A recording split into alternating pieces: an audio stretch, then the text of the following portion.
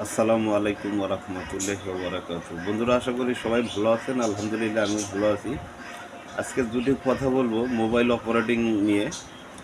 যে flexi plan বর্তমান দেওয়া হয়েছে, বর্তমান সমন্বয়ক নাহিদ ভাই, আপনি তো একটা চাপাবাজ লোক।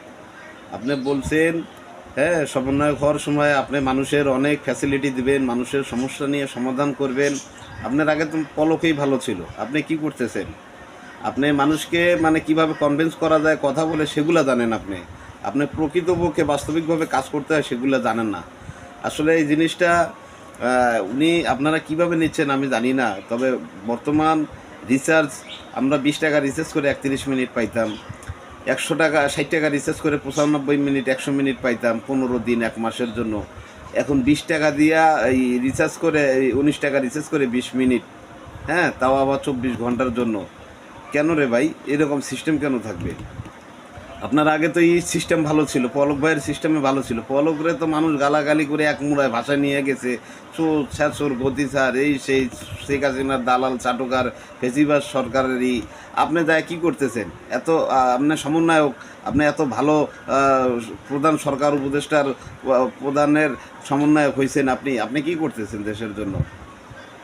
ভাই, আপনারা এই ভিডিওটা সবাই শেয়ার করবেন। আর আসলে এই সবাই চায় যে মানুষের একটা পার্সোনালিটি, মানুষ টাকা দিয়ে মিনিট কিনবে, ফ্লাক্সি প্ল্যান নেবে। এত কম লিমিটেড ভ্যালিডিটির সময় কেন থাকবে? কেন থাকবে? মানুষ কি এমনি নিচ্ছে, ভিক্ষা করে নিচ্ছে আপনাদের কাছে, না আপনাদের পয়সায় নিচ্ছে?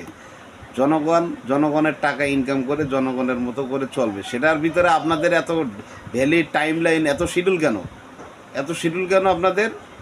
আপনারা ঠিক হয়ে যান, শেষরামও বাদ দিয়ে দেশের যে নীতিমালা আছে সেই অনুযায়ী দেশ চালাইতে পারলে আপনারা দেশ চালান।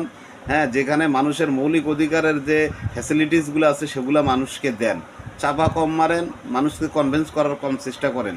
মানে আপনারা যেই ওই জায়গাটায় যান, সেই আপনারা মানে চিন্তা ভাবনা করেন যে আমি বই একটা প্রবাদের একটা কথা আছে যে মুই কি হনু রে, মানে আপনারা কি হয়ে গেছেন এখন। ঠিক আছে?